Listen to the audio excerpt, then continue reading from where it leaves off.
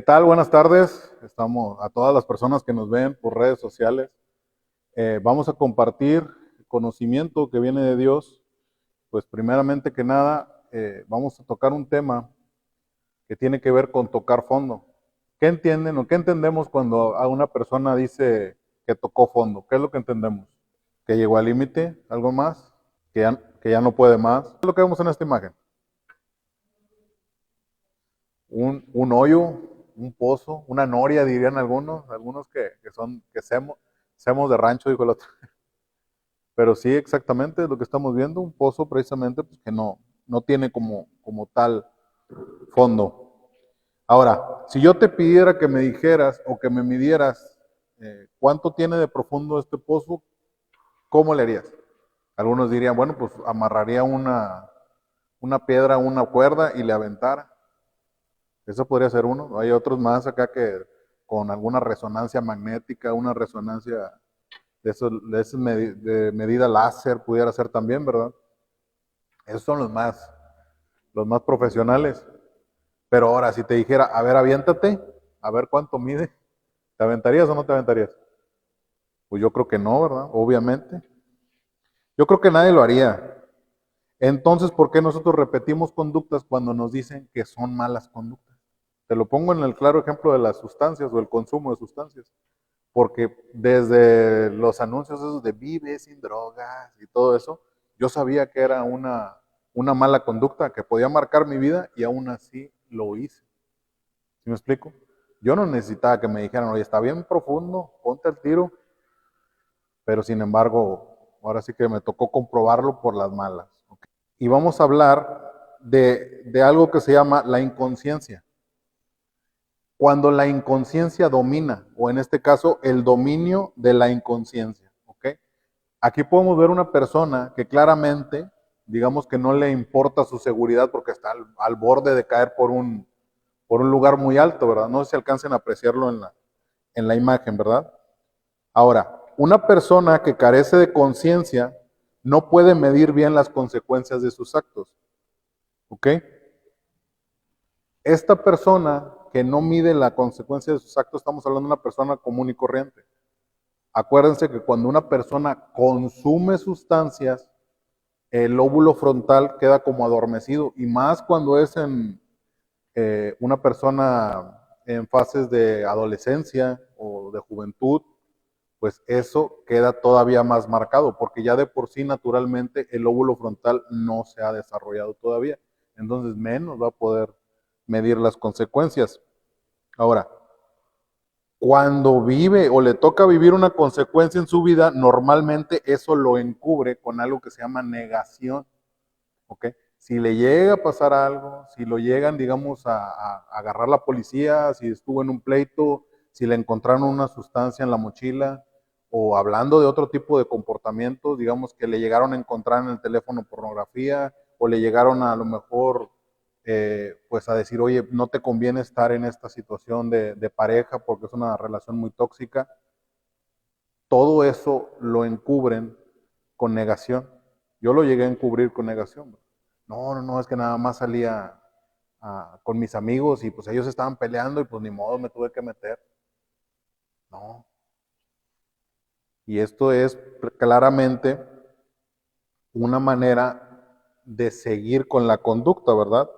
Cuando vive una consecuencia, en este caso esa persona normalmente lo encubre con negación y sigue adelante con la conducta. Ahora, esto se vuelve un ciclo entre la conducta y luego la consecuencia y luego la negación y después vuelve a empezar. Otra vez sigue con la conducta, tiene otra consecuencia y luego la negación y así. El detalle es que cada vez más se van juntando las consecuencias. ¿Sí me explico? Y cada vez más, y cada vez más, y cada vez más cerca, y cada vez más cerca, y cada vez más grave. Y ahora, lo peor de esto es que no nada más nosotros vivimos las consecuencias. ¿Quién más creen que vive las consecuencias? Toda la familia, todas las personas están involucradas sin querer. ¿Ok? Vamos a leer palabra. Vamos a ir al libro de Isaías, capítulo 5, versículo 20 al 22. Dice, qué aflicción para los que dicen que lo malo es bueno y que lo bueno es malo, que la oscuridad es luz y que la luz es oscuridad, que lo amargo es dulce y lo dulce es amargo.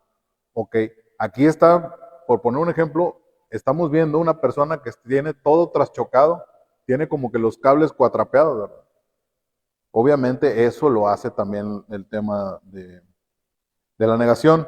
Qué aflicción para los que se creen sabios en su propia opinión y se consideran muy inteligentes. Qué aflicción para los que son campeones a la hora de beber vino y se jactan de la cantidad de alcohol que pueden tomar. ¿Se fijan cómo va de la mano? La negación, y aquí estamos viendo una sustancia que en su tiempo existía. Y decía, hay varias ocasiones en la palabra que tengan cuidado con ese tipo de sustancias, ¿verdad? Habla del tema enteramente del alcohol, ¿ok? Entonces, por eso es muy importante, porque la negación solamente nos redunda en más consecuencias, en más consecuencias y en más consecuencias. Aquí la palabra nos muestra un claro ejemplo de una persona que cubre su comportamiento con negación y se considera muy inteligente por ello. No, no me va a pasar nada. No, pues si nada más fue tantito.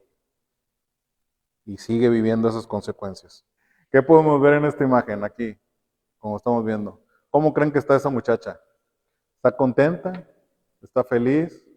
¿Está disfrutando de su vida? Pues claramente no, ¿verdad? Ok. ¿Qué significa tocar fondo? Es cuando las consecuencias acumulativas de una conducta autodestructiva llegan a un punto insoportable. Aquí varias de las personas lo estaban mencionando, ¿verdad? Es decir, ya no puedo más. ¿Okay? Las consecuencias pueden ser familiares, económicas, sociales, laborales y de salud. Todas esas, ¿eh? O a veces todas juntas. Eso es lo malo. Si te fijas, todas esas consecuencias, digamos, si la primera consecuencia fue familiar, una pelea o un desacuerdo, ahí pudo haber parado la cosa. Pero ¿qué es lo que pasa? La persona lo encubre con negación y sigue. Y ya no nada más tiene un problema familiar, sino ya, por ejemplo, pudiera tener un problema laboral. Y luego un problema de salud. Y así le van siguiendo. ¿Ok? Ahora, tocar fondo se caracteriza por un sentimiento de estar muerto en vida o derrotado ante el poder que tiene la sustancia o la conducta al grado de afectar el comportamiento. Esta persona ya no es en sí misma como nosotros lo conocíamos o como tú lo conocías. Dice, oye, es que ya es bien diferente, es muy triste o anda muy cabizbajo, o ya no quiere hablar con nadie, ya no quiere salir, solamente se refugia pues o en la sustancia o con los amigos o en la conducta, así. Poco a poco se fue acabando. Interviene una compleja gama de emociones. Pueden ser emociones que oscilan entre vergüenza, culpa, hasta un sentimiento de soledad y de exclusión del mundo. Se aíslan esas personas. Ahora, vamos a continuar leyendo palabra. Vamos al segundo libro de Crónicas, capítulo 7, versículo 14. Hablamos de consecuencias y hablamos de tocar fondo. Y cuando vimos la primera imagen, era un pozo, pero no se le alcanzaba a ver el fondo. El detalle es que esta persona pudiera pensar que está tocando fondo, pero aún no ha tocado. Por eso es lo que vamos a analizarlo. Si mi pueblo, que lleva mi nombre, se humilla y ora y busca y abandona su mala conducta, yo lo escucharé desde el cielo, perdonaré su pecado y restauraré su tierra. Pero si te fijas, ¿qué es lo que tiene que hacer el pueblo primero? Si se humilla y ora y me busca y abandona su mala conducta. Si esta persona piensa que ya tocó fondo, pero sigue con la conducta, ¿tocó o no tocó fondo? Así es esto. ¿Qué es lo que está esperando? La siguiente consecuencia. Y otra vez, el detalle es como todo, ¿verdad? Se refuerza la conducta. No, no pasó nada. Y otra vez síguele. Es peligroso, ¿verdad? Podemos ver en este extracto de la palabra que la intención de Dios es restaurarnos. Sin embargo, esto nosotros tenemos que querer. Tiene que haber dentro de nosotros una intención para decir, sabes que ya fue suficiente. ¿Ok? Tiene que haber la intención de cambio. Y Dios responde, obviamente. Ahora, les platicaba que no siempre es un fondo. O sea, no siempre es como, ay, qué bueno que ya toque fondo porque de aquí para arriba. Hijo, eso, hay que analizarlo. ¿Ok? Y para eso tenemos que tener cuidado con algo que se llaman los fondos falsos. No es un fondo como tal. No sé si se alcanza a ver aquí, pero en esta imagen es un puente en China que es de cristal. Y si se fijan, ¿qué creen que está sintiendo esta persona? Miedo, vértigo. Y dice, no, ya no puedo avanzar más. Y ahí se queda. ¿Es el fondo ese o no es el fondo? No es el fondo. Simplemente no se quiere mover. ¿Por qué? Porque le da miedo. ¿Qué voy a hacer? Todos le tenemos miedo al cambio de una vez, para saber. Y el Señor eso lo sabe. Nosotros quisiéramos haber seguido con la conducta. Incluso hay una frase que dice que el sueño guajiro de una persona que consume es consumir, pero sin las consecuencias. Mira qué chulo, ¿verdad? No se puede. El tema del consumo acarrea consecuencias, acarrea dolor. Entonces, por eso tenemos que ser cuidadosos con cómo lo vemos de esa manera, ¿verdad? Ok, tocar fondo significa la conciencia de la situación actual. Aquí ya lo habían mencionado. Preguntarse si se quiere mantener o transformar la vida y detener el cambio, perdón, y detener el camino de la autodestrucción. Es empezar un proceso de renacimiento, en sí es un proceso de muerte a renacimiento. Estamos hablando de una persona que estaba, ahora sí que empeñada en hacerse daño, regresar y que Dios lo restaure a la situación original. A ser una persona de bendición, obviamente, ¿verdad? Si esto no se logra, como lo que les decía, si la persona no lo logra, quiere decir que es un fondo falso. Ahora, ¿por eso lo vamos a descartar? Pues no, obviamente. Todos podemos ser presas de eso, ¿verdad? Pero se trata, aquí como grupo, podemos ayudar con eso, prevenir. Ok, vamos a tomar dos ejemplos de fondos que parecen fondos, pero no son fondos. Parece trabalenguas, pero no lo es. Para eso, vamos a... Estos dos parecen fondos, pero no lo son. Okay. Son dos características de una persona que no quiere cambiar, que se quiere quedar estacionado en eso. Okay. Nada más puse dos para ponerlos bien en claro. Parecen fondo, pero no son fondo. El primero, ¿cómo se llama? Victimismo. El victimismo es la tendencia de una persona o grupo de personas a considerarse víctima. Una persona que se considera la víctima eterna nunca va a tocar fondo porque cree que las consecuencias que está viviendo no dependen de él. Dice, no, pues es en la familia en que me tocó crecer. No, es en el barrio que todos son así. ¿Verdad? No, es que eso yo fue lo que aprendí de mi mamá, yo también lo voy a hacer. Esa es la víctima eterna. Y créeme que está bien difícil eso. Es algo que se arraiga dentro en el espíritu. Pero también por eso Dios ya es consciente de esto y nos quiere prevenir y nos quiere sacar obviamente de eso, ¿verdad? Y la segunda es autoconmiseración. Es cuando una persona constantemente se está compadeciendo de sí misma. Es una persona resentida y aparte esta actitud se presenta tanto en personas con adicción como en personas que están atravesando codependencia, en las dos. No, pobrecito de mí, es que mira cómo me trata esta persona. Ok, aquella persona tiene una cierta responsabilidad, pero si yo estoy dejando que me pisoteen, ¿ahí qué onda? ¿Qué fue primero, verdad? ¿El huevo o la gallina? Porque la persona pudo haber reaccionado en la primera señal de violencia, por ejemplo. Ahí pudo haber reaccionado, buscar ayuda. No lo hizo y normalmente cuando no lo hacemos, sigue y sigue y sigue fomentándose la conducta. estábamos hablando de una persona que es la víctima eterna. Obviamente, lo estoy exagerando mucho, pero créanme que sí, sí hay personas así. Y yo durante algún tiempo también tuve ese comportamiento. Y aparte, una persona que dice, no, pues todo yo, todo yo, todo yo, ¿verdad? O sea, de los dos lados, pues, ¿cómo le mueves? Si ya se siente a gusto en ese fondo que no es fondo, ¿verdad? Vamos a leer lo que dice la palabra de Dios aquí en Santiago, capítulo 1, versículo 2. Dice, hermanos míos, considérense muy dichosos cuando tengan que enfrentar con diversas pruebas, pues ya saben que la prueba de su fe produce perseverancia. Y la perseverancia debe de llevar a feliz término la obra, para que sean perfectos e íntegros sin que les falte nada. ¿Okay?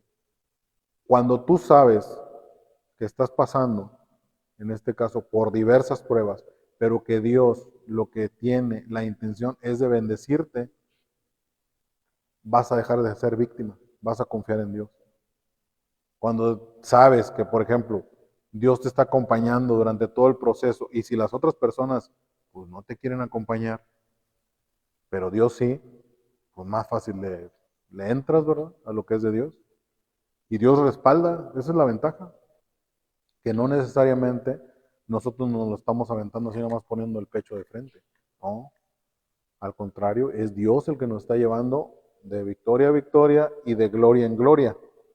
De esta manera, con esa fe, se puede vencer tanto el victimismo como en este caso la autoconmiseración, ¿verdad? Para poder salir adelante. Ahora, hay un concepto eh, que nosotros le llamamos ventana de conciencia. ¿Por qué? Porque la persona cuando siente que ya es suficiente, ya quiero cambiar, quiero otro, digamos, subir otro nivel, o sea, ya fue demasiado. Es un tiempo que se tiene que aprovechar antes para que se pueda producir un cambio. Hay que aprovechar la ventana de conciencia. Cuando la persona vive una consecuencia significativa en su vida, se abre esta ventana de conciencia. ¿Qué puede ser esa consecuencia significativa? Que lo corran a lo mejor de algún trabajo, que lo descubran haciendo algo que no es, que es indebido, por ponerlo de alguna manera, ¿verdad? Entonces, y no sé, o sea, muchas cosas pueden ser, algún choque, o alguna, oye, ¿sabes qué? Cuando dice, oye, ¿sabes qué? Te encontré a lo mejor una conversación en el celular que no, para empezar no debió de haber pasado, pero pues bueno, ya pasó. Entonces, ya al ver esa consecuencia, se opta por buscar ayuda, normalmente, ¿verdad? Y ya después de eso se tiene que aprovechar el tiempo antes de que esta persona vuelva a las mismas actitudes. Que diga, no, pues no estuvo tan grave el golpe. Ahí es donde se tiene que actuar, ¿ok? Este es un periodo de tiempo en que la persona considera cambiar. Cuando se cierra la ventana, vuelve la negación. Ya como que se acostumbra, como que no pasó nada, todos andamos bien, ya se aplacó aquella persona y empiezo de poquito, de poquito. Y otra vez a lo mismo. Cada una de esos tocar fondo es una invitación para cambiar. Cada una de ellas. Dios quería que cambiáramos desde el principio, que nos volviéramos a Él. Pero ahora sí que algunos nos resistimos en ese tiempo, ¿verdad? Dios nos desecha, no precisamente. De hecho, ahorita está aprovechando la vida de cada uno de nosotros para compartir la palabra a las personas que son semejantes a nosotros. Ya ven que les he dicho de repente que nos acostumbramos a andar con los de nuestra misma especie para poder hablar con las personas de lo que nos pasó, obviamente, y cómo Dios nos ayudó en todo tiempo. Para eso vamos a ver lo que se llaman las etapas del cambio. Estas son las etapas del cambio, todas completas, y las vamos a ir desglosando una por una para entenderlas un poco mejor. La primera etapa del cambio se llama precontemplación, ¿ok? La persona todavía no ha considerado que tenga un problema o que necesite introducir un cambio en su vida. Está en la negación total. Hombre, no pasa nada. Está en lo de más abajo. ¿Va a cambiar a esta persona por su cuenta? No. No ha vivido ninguna consecuencia. Así como que, pues, ¿para qué?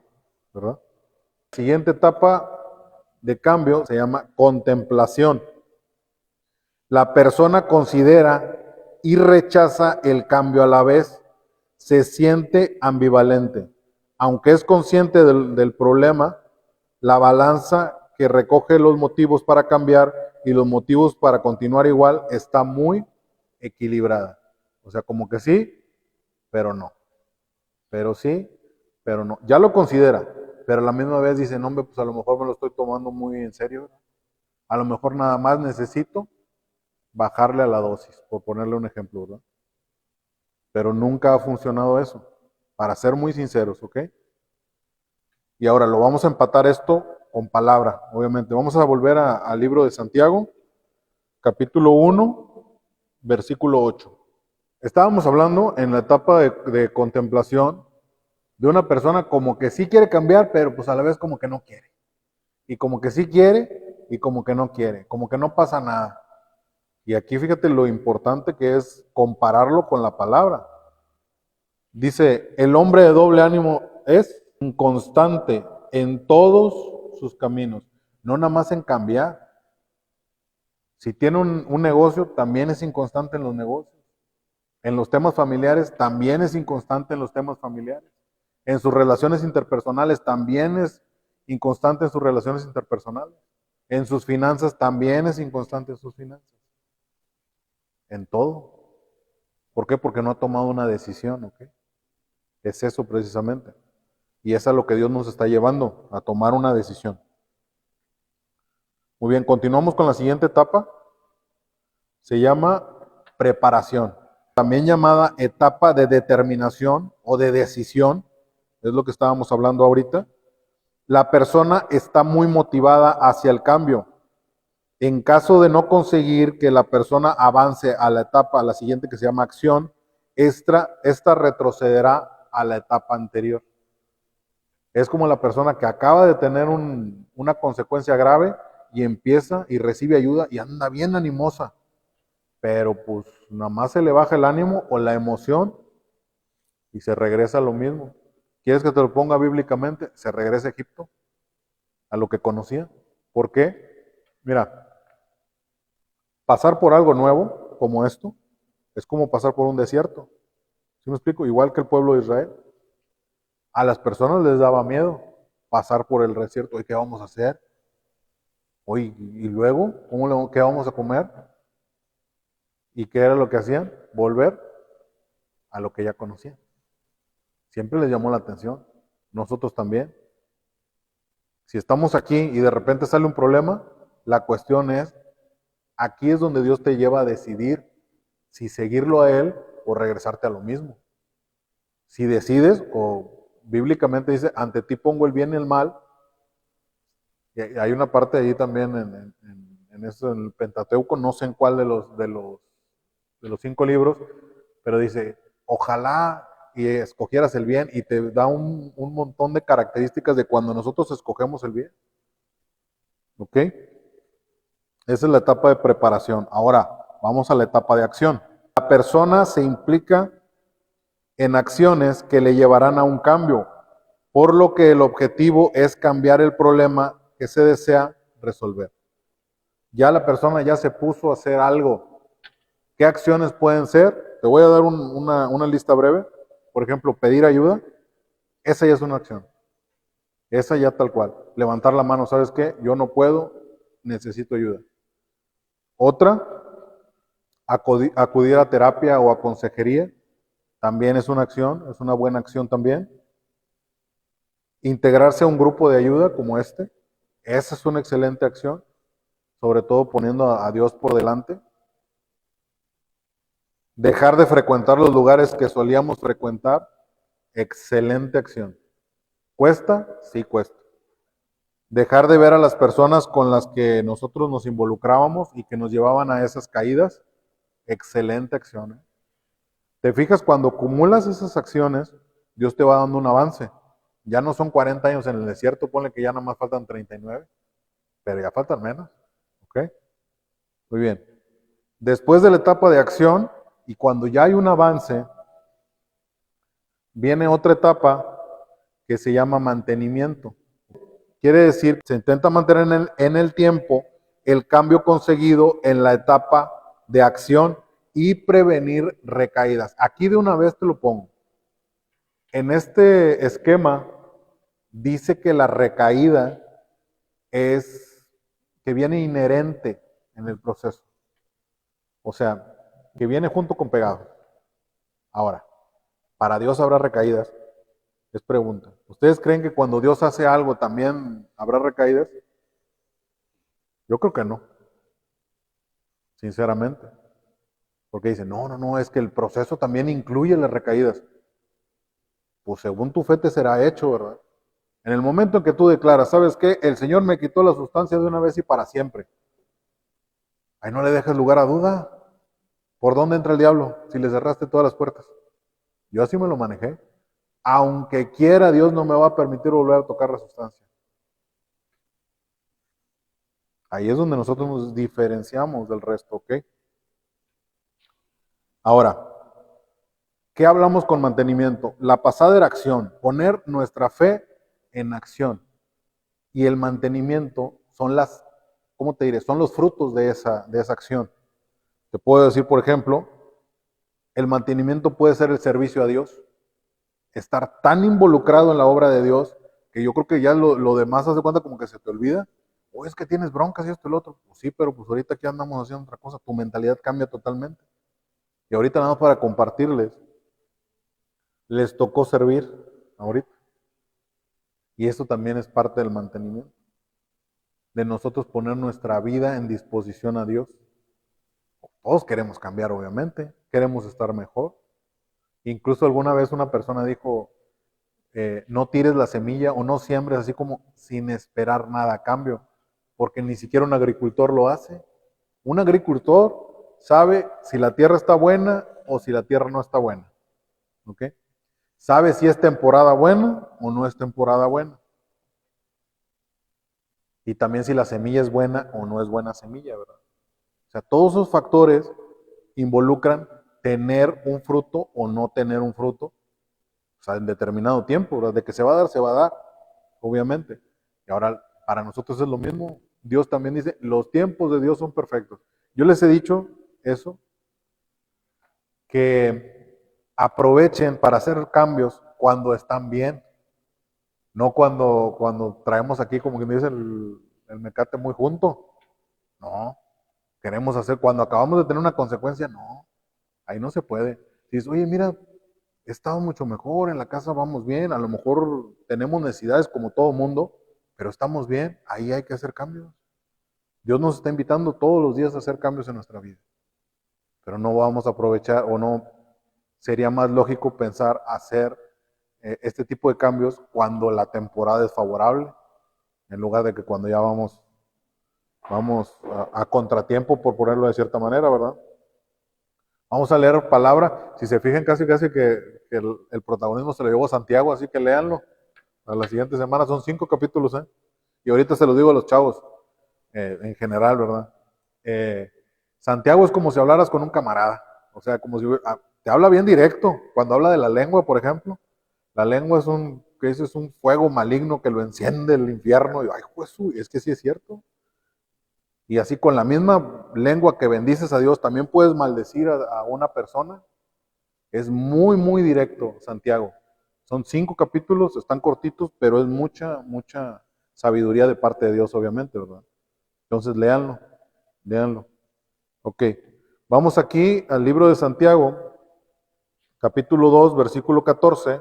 Hermanos míos, ¿de qué sirve decir que se tiene fe si no tienen obras? ¿Acaso esa fe puede salvar? Si un hermano o una hermana están desnudos y no tienen el alimento necesario para cada día, y algunos de ustedes dicen, vayan tranquilos, abríguense, pero no les da lo necesario para el cuerpo, ¿de qué sirve eso? Lo mismo sucede con la fe. Si no tienen obras, está muerta. Esto es muy importante, porque nosotros estamos buscando activar nuestra fe, obviamente. Si una persona, digamos, tiene una necesidad, aquí está hablando de alimento, pero nosotros lo podemos transportar a alimento espiritual. Si te fijas, una persona que buscó una sustancia o refugiarse en una conducta, tenía un vacío dentro de ella. Y todas esas consecuencias no llenaron el vacío, siguió igual. Entonces, quiere decir que si sigue ahí el vacío, lo que tenemos que hacer es nosotros mostrar lo que Dios hizo en nosotros, dar testimonio. Dicen en la palabra que el testimonio edifica la fe. Yo no necesito, por ejemplo, haber estado ahí todos los días durante el proceso de alguno de ustedes para saber que Dios hizo algo, porque lo puedo ver, lo veo en su comportamiento, veo en cómo sirven, eso lo puedo ver. Incluso con fe veo cómo van a servir los muchachos. Eso es activar la fe y ponerla por obras, obviamente, ¿verdad? Vamos a ver la última etapa, como quiera la vamos a ver, la de la recaída, ¿ok? Es la persona vuelve a realizar el comportamiento que había cambiado y estaba en proceso de cambiar. Tras esto, el sujeto vuelve a una etapa anterior, donde depende ahora sí del ranazo, depende qué tan al fondo se fue, ¿ok?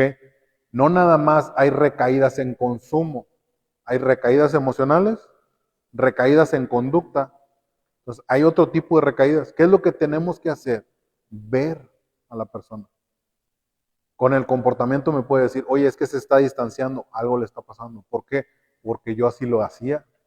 ¿Me explico? Por algo Dios nos puso a nosotros con cosas similares para decir, oye, ¿sabes qué? Lo que pasa es que le hablo, ya no me está contestando, me está evitando.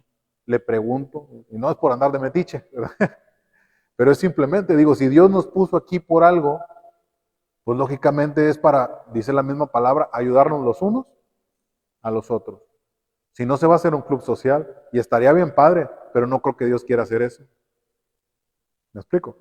Para un club social, pues nos vamos allá a la plaza o después nos vamos a lo mejor a hacer una carne asada o algo. ¿Te acuerdas cuando hacíamos alguna carne asada y todo eso? Pero eso sí se puede. Aquí se trata de otra cosa que es tema espiritual. ¿Ok?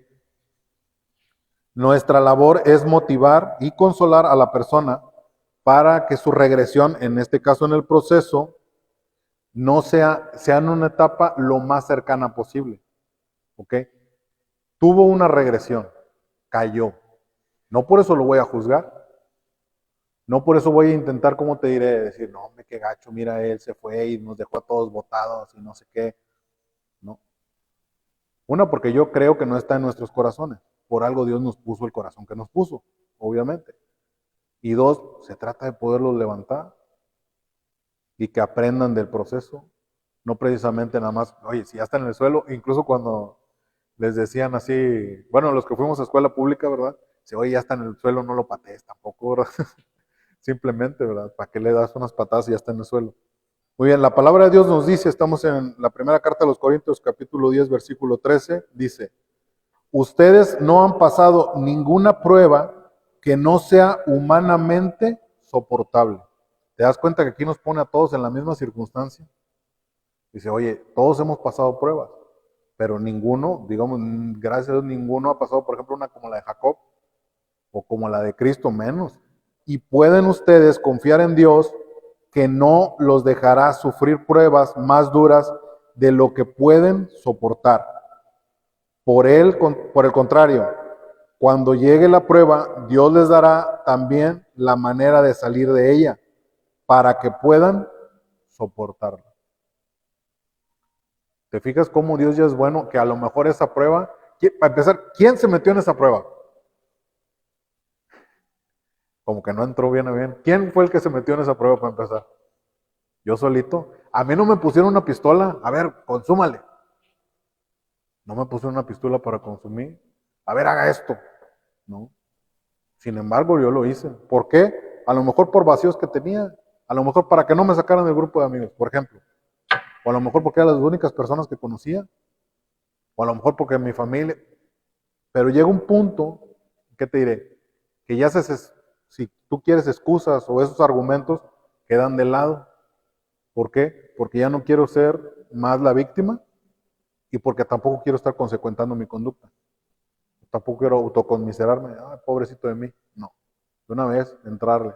A ver, para que aquí esto quede bien, claro, si en las pruebas yo tuve la oportunidad de decir que no, de aquí para adelante va a ser igual. Dios también nos va a dar la salida. Nada más la cosa no es meternos nosotros así de frente, ¿verdad? Poniéndole el pecho a las balas, como luego dicen, ¿no? Muy bien. Vamos a ir cerrando con un ejemplo bíblico. ¿Okay? ¿Qué creen que estamos viendo en esta imagen? Es el Sermón del Monte. Es una representación, obviamente, del Sermón del Monte. Si recordamos, Cristo es bautizado, incluso en esa parte. Me fui muy atrás, pero para irlo poniendo. Cristo es bautizado por su primo, que es Juan el Bautista. ¿Ok?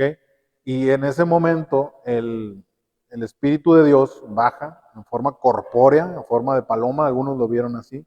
Se oye la voz de Dios en el cielo diciendo, este es mi hijo amado, en el cual yo tengo complacencia. Estamos hablando de un proceso, ¿eh? Luego se fue al desierto, ¿ok? Y si lo checan en la palabra, eh, cuando se fue al desierto, fue llevado por el Espíritu Santo. Parte de las cosas que nosotros cambiamos también son desiertos. Y también el Espíritu Santo nos va a llevar. Es exactamente lo mismo. Después sale del desierto, va a la sinagoga, lee, ahí en Lucas lo podemos ver cuando dice, el Espíritu del Señor soberano está sobre mí por cuanto me ha ungido. Y luego vienen todas las características en este caso, que se le han sido dadas a él, para anunciar libertad a los cautivos y todo eso, ¿verdad? A anunciar el año agradable del Señor, entre otras, entre muchas otras. Pero ya después, cuando él sabía el propósito que tenía, se fue a esta parte, a lanzar la palabra, si tú quieres. ¿Okay? ¿Y si saben qué fue lo que les dijo a todas esas personas? Les dio las bienaventuranzas. Si te fijas, aquí las tengo nada más, después les digo en qué versículos vienen, pero fíjate, hay una parte donde él se para en este monte y empieza a hablarle a todas las personas, y eran bastantes. Dice, bienaventurados los pobres de espíritu, pues de ellos es el reino de los cielos. Bienaventurados los que lloran, pues ellos serán consolados.